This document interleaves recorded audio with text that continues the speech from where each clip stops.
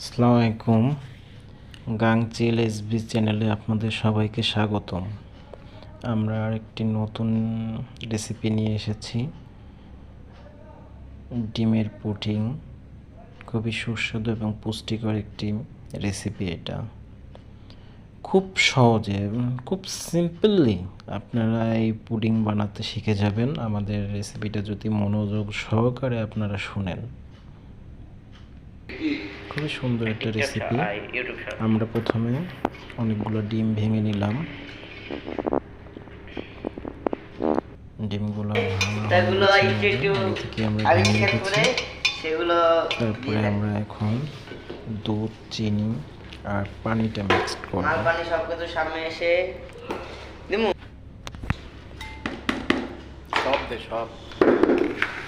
আমরা এখন পরিমাণ মতন দুধ দেব।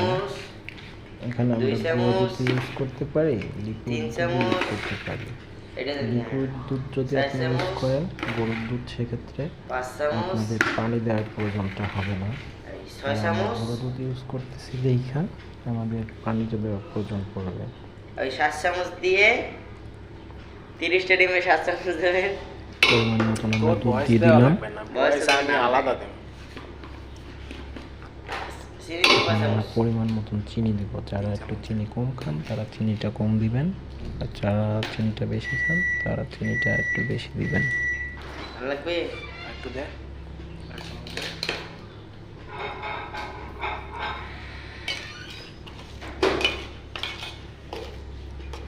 চিনি দেওয়ার পর আমরা নাড়াচাড়া করে দেব যাতে সবগুলো মিক্সড হয়। একই পানিতে 1 গ্লাস।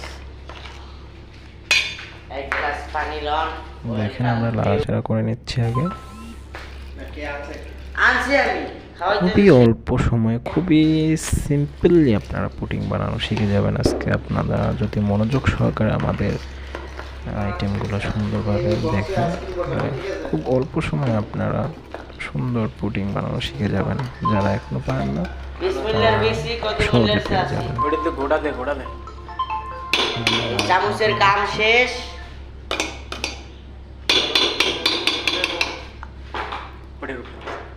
উড়ির কাম। আপনাদের যাদের ঘরে ডাল ঘটন এগুলো আটকে ধুয়ে দিয়ে তাহলে ময়লা না করে তাহলে এইটা সেগুলো আগে দিয়ে সিকিং ঘুটলে করে সব দেন। থেকে বেটার হবে।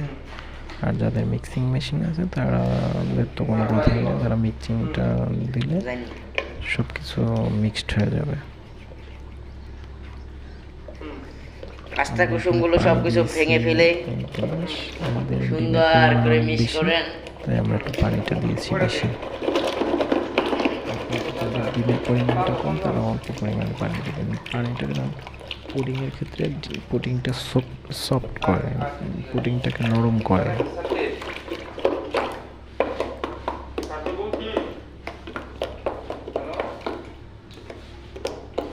এইভাবে ঘুরলে আমাদের সুন্দর মিক্সিং হয়ে যাবে। যাদের মিক্সিং তাদের কোনো চিন্তার কারণ নেই, ডাল ঘুটন দিয়ে আপনি সুন্দরভাবে মিক্সিং করতে পারবেন।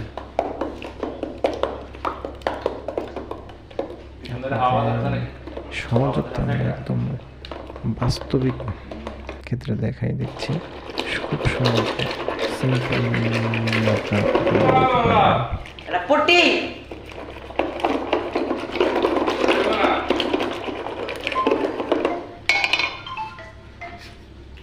আমরা খুব সুন্দর করে প্রেজেন্টেশন করতে পারি। আমরা একদম নর্মালি আপনারা পুডিং বানানো শিখবেন আমাদের রেসিপিটা যদি দেখেন। এখন আমরা একটা পানি পরিষ্কার করতে চিনি দিলাম, সেটা হালকা একটু পানি দিলাম। হালকা একটু পানিটা ধরলে আপনারা যখন চিনিটা দেবেন সেক্ষেত্রে চিনিটা প্রয়োজন সমানে থাকবে। একটু পানি দেন তাহলে আর পুড়বে না।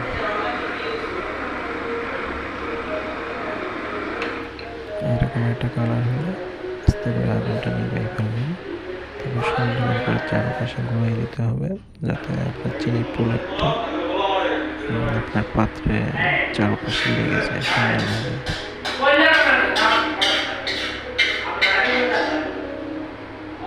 সুন্দরভাবে প্রলেপটা লেগে গেছে।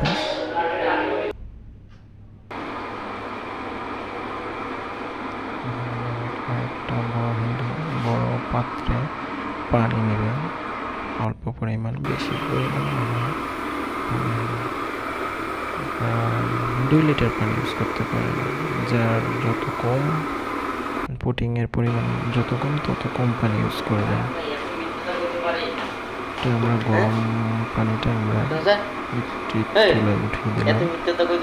গ্যাসের চুলায় যদি আপনি দিতে চান গ্যাসের হিসাবে অনেক কাজ খরচ হবে, সেক্ষেত্রে আমরা কারেন্টের চুলা ইউজ করতেছি। আমাদের কারেন্টের চুলা আছে, তাই আপনাদের যাদের ঘরে কারেন্টের চুলা নেই তারা গ্যাসের চুলা ইউজ করবেন বা লাকড়ির চুলা ইউজ করবেন, সমস্যা নেই। পুটিংটাকে সুন্দরভাবে ছেঁকে নিলাম, সকল ময়লাগুলো ছেঁকতে থেকে যাবে। আর সুন্দর পুটিংটা আপনার পাত্রে, যে চিনির পাত্রে কত ময়লা ছিল, চিনি প্রলেপটা যে পাত্রে সেটা সব কিছু এখানে পুটিংটা ঢেলে দিবেন। এখন কি করা যায়?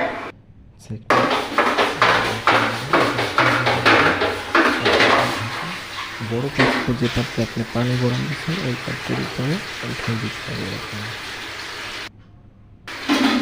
আপনার পুডিংয়ের পাত্রের নিচে পানি থাকবে, উপরে আপনি সুন্দরভাবে আমরা ঢেকে দিচ্ছি। ঢাকাটা একটা নির্ভর করে যে কোনো একটা ভারী জিনিস দিয়ে আমি লিখে দেবো বাষ্পটা যাতে কমে ওঠে, এটা আমরা অনেক ভালো কিছু দিয়ে দিচ্ছি। এরকম বাষ্পটা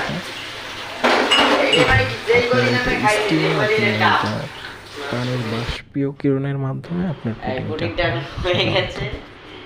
আমরা কারেন্টের চুলার উপরে দিয়ে দিলাম, দিয়ে আমরা ভাড় কিছু পাত্রের উপরে দিয়ে দেবো। আপনার যদি কম হয় 6-7টা হয়, 6-7টা ডিমের পুডিং হয়, সেক্ষেত্রে আপনার হাইলে গেলে 10-20 মিনিট লাগবে। আমাদের অনেক ডিম তো, তাই আমাদের প্রায় 45 মিনিটের মতন বা 1 ঘন্টার মতন লাগবে। সুন্দর পুডিং হয়ে গেছে আমাদের, আপনারা সবাই দেখতে পাচ্ছেন।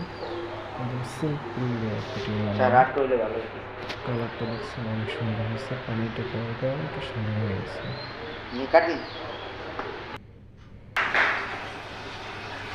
এখন আমরা পুডিংটা 4-5টা কেটে দিব।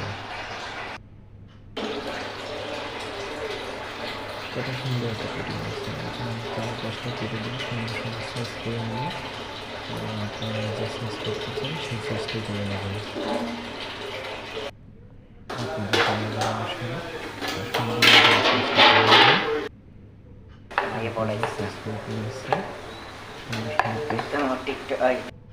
কেকের মতন আপনাদের